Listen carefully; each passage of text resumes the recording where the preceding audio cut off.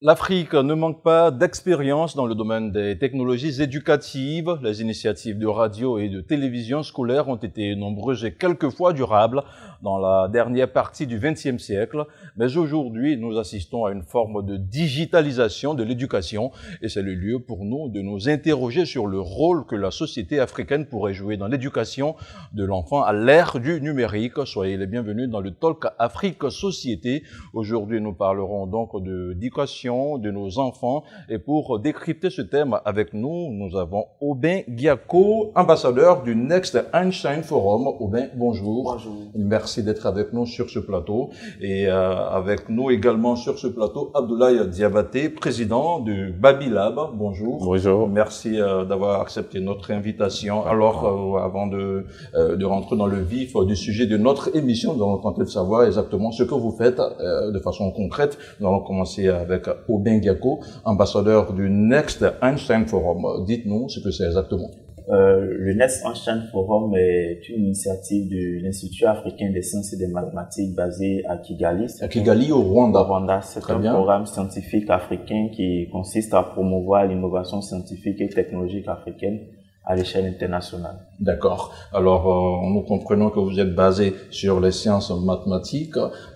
Dites-nous quel apport, quel est l'impact de votre programme sur la vie des jeunes en quelque sorte? En fait, le but du Next Einstein Forum, c'est de former une forte communauté d'élites scientifiques africains composée de grands scientifiques, de prix Nobel, des inventeurs et autres, pour permettre à ce que l'Afrique puisse être également à l'avant-garde de tout ce qui est transformation scientifique et aider le développement du continent dans les prochaines années. Alors, le nom de votre programme, il est évocateur. On parle du Next Einstein Forum, c'est-à-dire que vous préparez l'après-Einstein.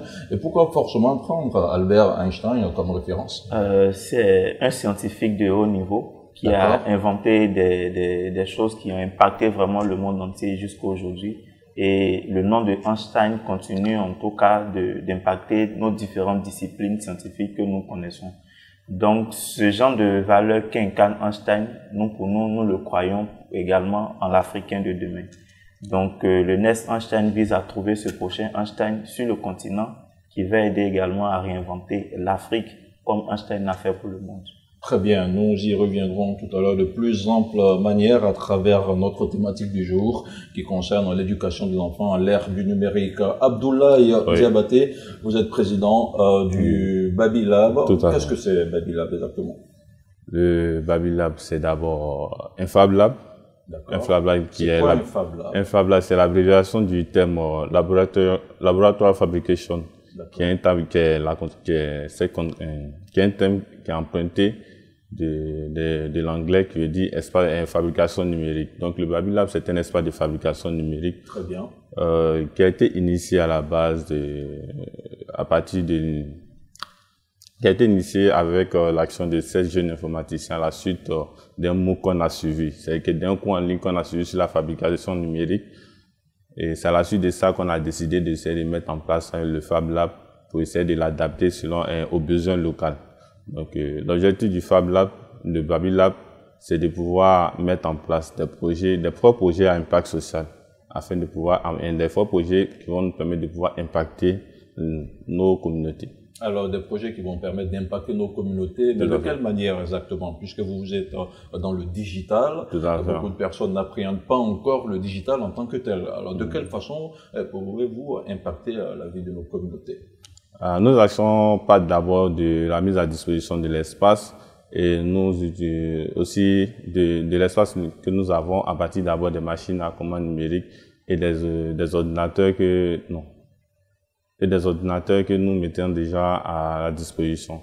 Nous formons aussi, nous mettons en place des ateliers de formation à l'endroit des jeunes et des enfants et essayons de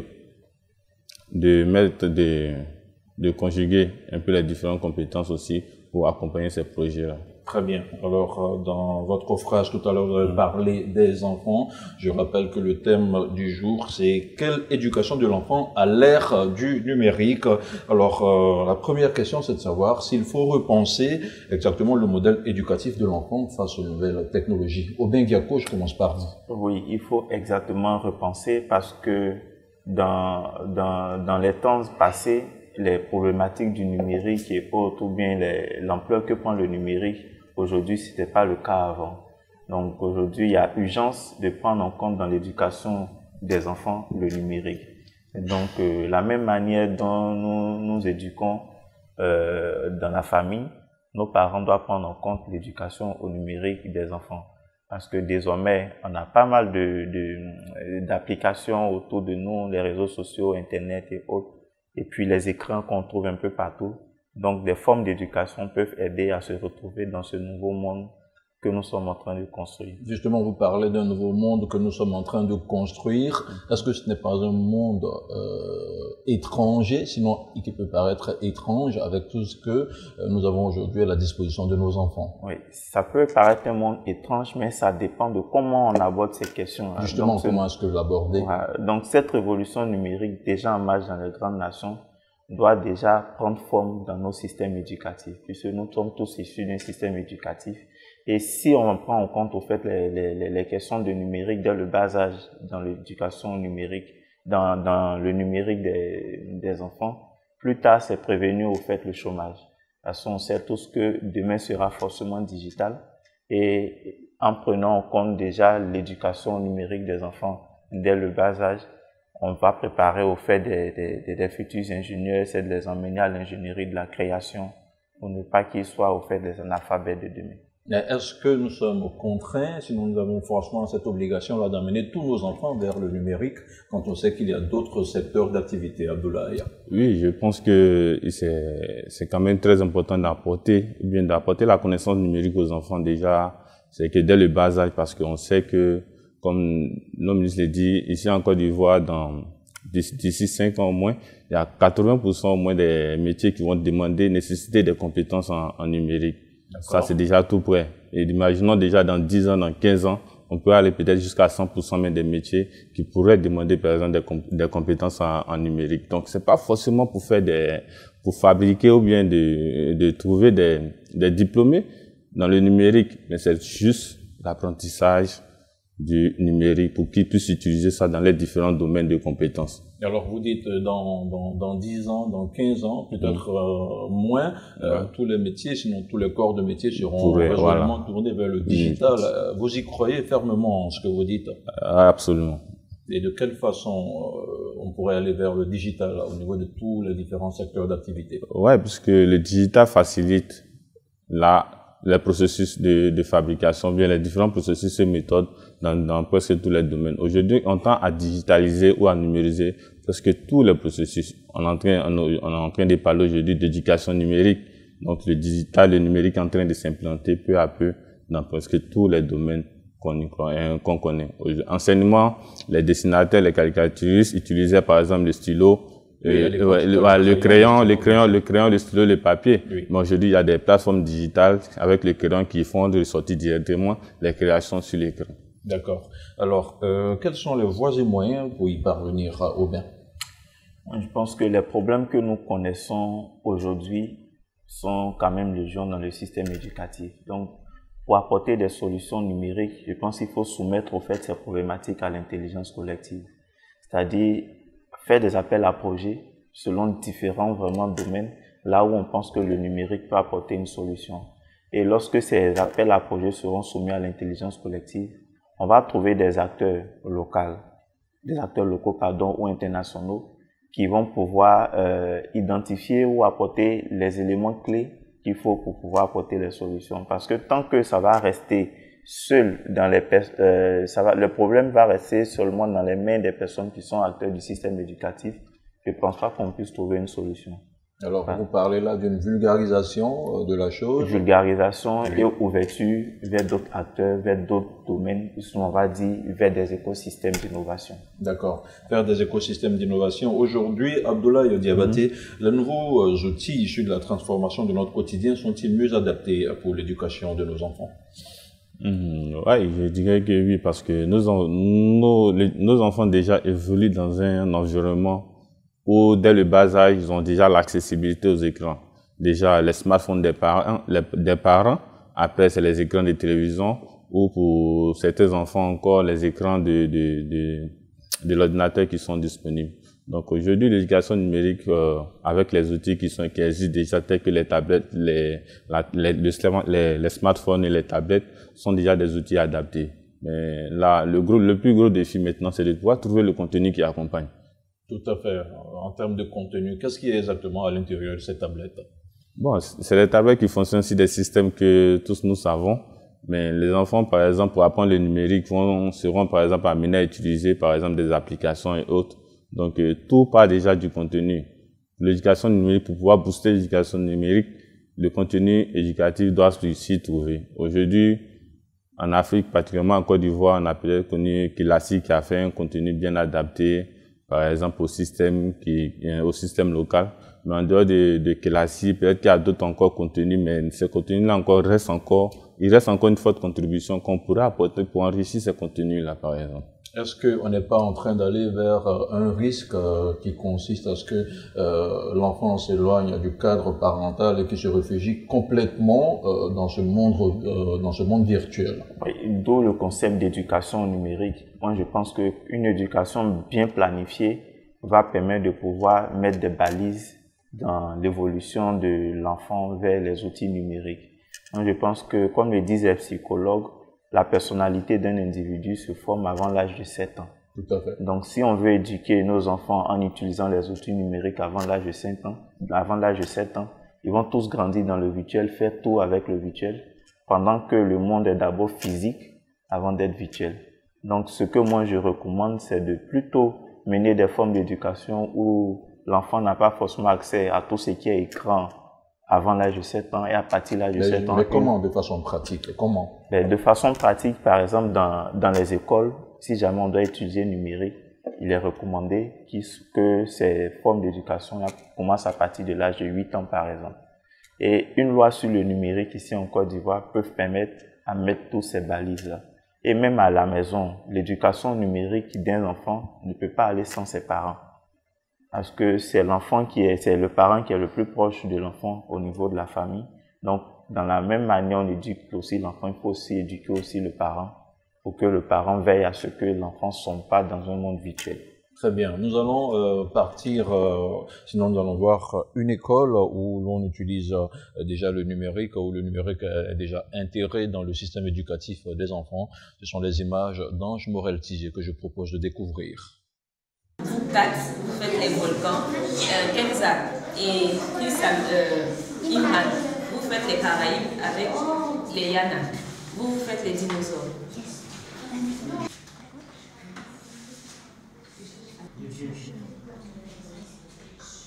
Quand ils ont des questions en suspens, par exemple, ils ont vu quelque chose à la maison, ils ne savent pas de quoi il s'agit, ils ont besoin d'une explication. On peut faire des recherches sur l'ordinateur et quand aussi ils ont des exposés, c'est à ces moments précis que le numérique intervient. Ils apprécient, ils sont, je dirais même que c'est comme un second jeu pour eux. À part leur voiture, leur ballon et tout ça, ils sont plus à l'aise, ils maîtrisent même l'outil informatique que certaines grandes personnes. Les parents, au départ, ils ne sont pas pour, parce qu'ils se disent l'Internet, bon, il y a des choses qui ne sont pas bien pour leurs enfants et tout ça.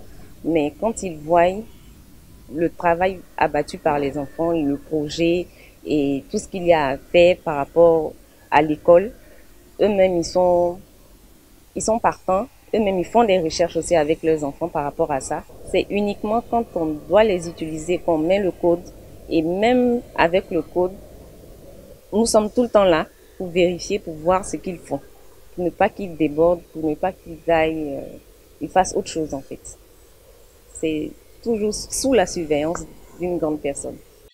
Alors, quelques études sur Internet nous montrent que des enfants de 6 mois à 6 ans utilisent des écrans pour se divertir, réaliser des travaux scolaires ou encore lire. Alors, chers invités, est-ce que vous pensez que ce mode d'apprentissage est-il adéquat pour les enfants d'aujourd'hui? Je vais commencer par Abdoulaye.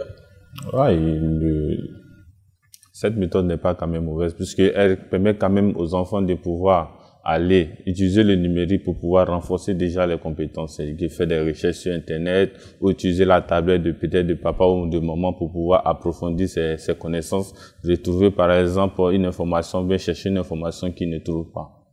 Voilà.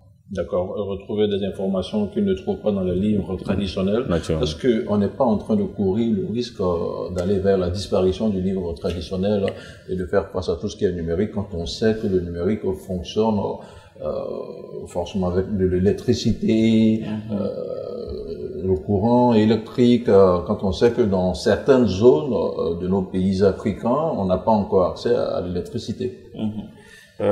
Tout comme l'Internet n'a pas fait disparaître la presse, je ne pense pas qu'également le numérique... C'est en train d'être fait progressivement. Aujourd'hui, on ne lit pratiquement plus la presse papier.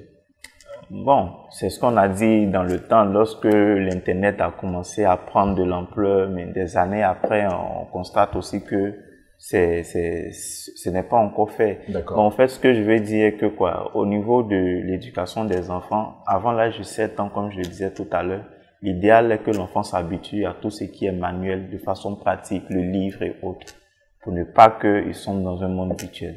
Donc, les défis qu'il y a à relever, que vous avez évoqués tout à l'heure au niveau du système éducatif, vu les zones reculées et autres, c'est d'autres défis majeurs avant même de parler même d'éducation numérique. Parce que l'accès à l'électricité favorise également le développement vers non seulement tout ce qui est digital. D'accord. Donc, c'est d'autres défis préalables, en tout cas pour nos pays du Sud, qu'il faut d'abord surmonter pour pouvoir favoriser le développement du numérique dans le système éducatif. Est-ce que nos enfants ne sont pas en train de perdre la chaleur paternelle et maternelle entre griffes quand on sait que les psychologues recommandent aux parents de lire à leurs enfants, et aujourd'hui les parents sont toujours partis au travail, les enfants sont de plus en plus confinés dans les tablettes éducatives. Est-ce qu'on n'est pas en train de perdre un peu la quintessence de nos valeurs? Moi, je pense que nos valeurs restent encore et demeurent toujours, puisque c'est vrai que les parents lisent avec les enfants et autres, mais avec le numérique encore, c'est encore plus, ils doivent encore être présents auprès des enfants pour s'aider à les orienter, pour ne pas aussi que les enfants aussi sortent du cadre éducatif pour l'emploi, par exemple, de ces équipements-là. Les parents doivent encore apporter plus d'assistance, et c'est vrai que c'est possible de le faire avec certains paramétrages des applications, mais les parents, je pense qu'ils ont quand même cette chaleur-là, les outils numériques ne vont pas quand même éloigner les parents des enfants. Alors, je le disais tout à l'heure, c'est pratiquement la même question que je vais tenter de vous poser. On recommande aux parents de lire à leurs enfants. Ces tablettes éducatives que nous avons aujourd'hui, de nos jours, est-ce que ces tablettes-là reflètent le contenu de nos valeurs africaines? Je ne pense pas du tout, parce que tout système éducatif doit être adapté au fait à la culture locale, à notre civilisation, ce qui n'est pas le cas. D'où le problème de contenu qu'on évoquait auparavant. Il y a des histoires qu'on a connues dès le bas âge qui ont pratiquement disparu, qu'on ne retrouve plus. Avec le numérique, si ces valeurs-là peuvent revenir, ça va nous imprégner au mieux dans notre culture. Mais est-ce que ce n'est pas à vous, acteurs du numérique, de le faire? Parce que, comme vous le disiez tout à l'heure, des histoires comme la reine Ablapoku, sur Samori Touré, sur Félix Houphouët-Boigny même, des enfants d'aujourd'hui ne connaissent pas, ne savent pas qui est Houphouët-Boigny. Alors, est-ce que c'est pas à vous, acteurs du digital, d'introduire ça dans cette tablette qu'on découvre sur le marché? Parce que quand on le regarde de plus près, ce sont des choses qui viennent carrément de l'Occident. Bien sûr, c'est notre rôle, c'est ce pourquoi nous menons toutes ces actions depuis ces dernières années, pour sensibiliser et puis aider à ce qu'on puisse proposer des solutions pour les politiques publiques. Pour qu'au niveau du système éducatif, ces valeurs culturelles via le numérique soient mieux diffusées. D'accord. Mieux diffuser la valeur culturelle via le numérique. Abdoulaye, doit-on aussi se préoccuper du temps que les enfants consacrent à ce nouveau support d'apprentissage? Parce qu'on voit des enfants qui aujourd'hui, avec une tablette, ils consacrent toute une partie de la journée quand leurs parents ne sont pas là. C'est une préoccupation majeure.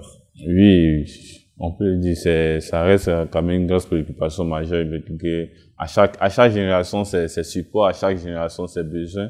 Parce que on a connu pas mal de bouleversements en termes d'équipement. Déjà, il y a eu l'avènement en termes d'équipement télécom. Il y a eu la radio qui est venue. Dans les années 60, 70, il y a eu, franchement, ça a suscité pas mal de motivation. Les gens restaient accrochés. Il y a eu l'arrivée aussi de la télévision. La télévision a créé des accros, des gens qui sont vraiment restés fidèles, qui passaient tout le temps devant la télévision. Et aujourd'hui, avec l'arrivée des smartphones, c'est le même processus qui suit. Donc, je pense qu'il n'y a pas de grande perte parce que il y a toutefois, avec l'accompagnement des parents et des mesures qui pourraient mettre pour accompagner, aider, surveiller l'usage des outils numériques ou des écrans avec les enfants, cela pourrait quand même les aider à s'éloigner parce que étant accroché à ces supports-là, l'enfant c'est désolarise des autres. Il se trouve toujours individuel et il communique plus à partir de ces supports. Tout à fait. De communication, allô, bonjour, c'est via les réseaux sociaux. Tout à fait. Il s'en fout, il ne gère plus l'environnement immédiat dans lequel il est. Il reste toujours accroché parce qu'il trouve toujours important de pouvoir échanger sur les réseaux sociaux, bien aller voir tel film sur les chaînes vidéo. Alors, nous sommes pratiquement à la fin de cette émission. Nous allons parler rapidement de l'apport du numérique dans le système éducatif. Aujourd'hui, quelle est l'expérience de la Côte d'Ivoire en la matière, Aubin? Bon, moi je pense que beaucoup reste à faire parce que jusque-là, le code informatique est par exemple le langage du 21e siècle que tout le monde devrait comprendre, n'est pas encore imprégné dans le système éducatif. D'accord. Voilà. Donc, je pense qu'il y a beaucoup d'efforts à faire à ce niveau. Et puis également, les moyens utilisés pour pouvoir diffuser l'enseignement. Il y a l'Université virtuelle de Côte d'Ivoire qui existe, qui n'est pas mal, qui est une forme d'initiative qui permet d'étudier depuis là où nous sommes, qui en fait éclate les murs de l'amphithéâtre où depuis chez nous, nous pouvons apprendre. C'est un pas. Mais il reste vraiment beaucoup à faire, surtout pour les zones reculées. Parce qu'on parle de développement numérique, mais il ne faudrait pas également aider à construire des disparités entre les populations vis-à-vis de certaines villes comme Abidjan, qui ont facilement beaucoup plus d'infrastructures par rapport à d'autres villes. Au fait. Donc, c'est de construire le développement numérique au niveau du système éducatif, tout en contribuant à réduire ces formes de disparités. Alors, vous qui êtes régulièrement en train de faire la navette entre Abidjan et Kigali, aujourd'hui, quelle est la fracture numérique entre ces deux capitales? Et quel est l'appel que vous avez à lancer à nos autorités afin de permettre l'introduction de ces nouvelles formes d'éducation dans notre système éducatif de base? Ok. La grande différence que je fais est que la plupart des initiatives qui sont prises au niveau du Rwanda, même si c'est des projets qui viennent du gouvernement, sont confiés à des jeunes. Et c'est des jeunes entrepreneurs qui les exécutent, qui les portent et qui les développent. Donc je pense que c'est la même chose qui peut aussi se faire ici. Quand tout à l'heure je parlais d'intelligence collective, c'est de permettre à ce que les problématiques que connaît ce système éducatif, par exemple si on dit qu'on on cherche des outils pour améliorer l'accès à Internet ou à l'outil numérique à l'école.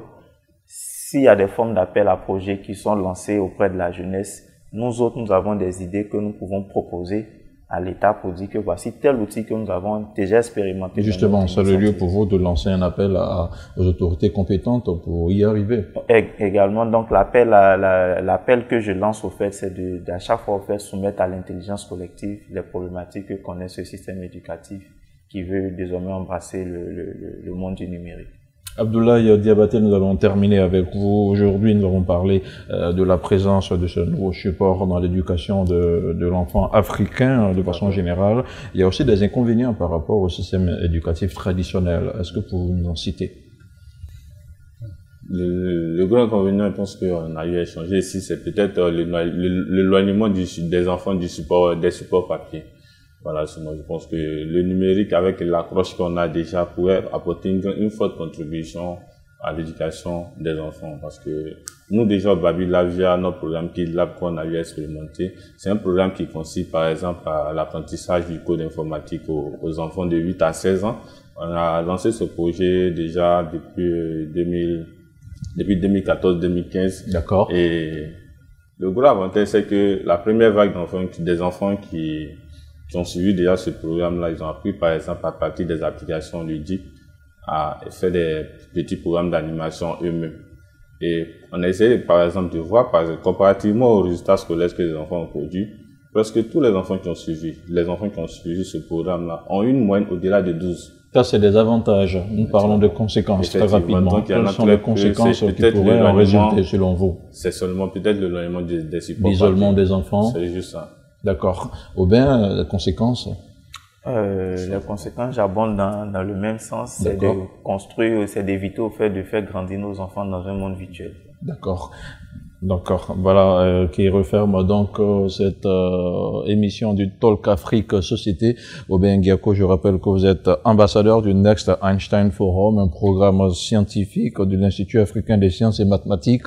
Merci d'être là. Merci d'avoir été des nôtres. Abdoulaye Diabaté, président du Babylab, un Fab Lab selon vous, sinon un laboratoire de fabrication. Voilà. Merci beaucoup d'avoir été avec nous. Voilà qui referme ce Talk Afrique Société. Chers téléspectateurs, rendez-vous est pris au prochain numéro. Merci de nous suivre et à très bientôt sur Médien TV Afrique.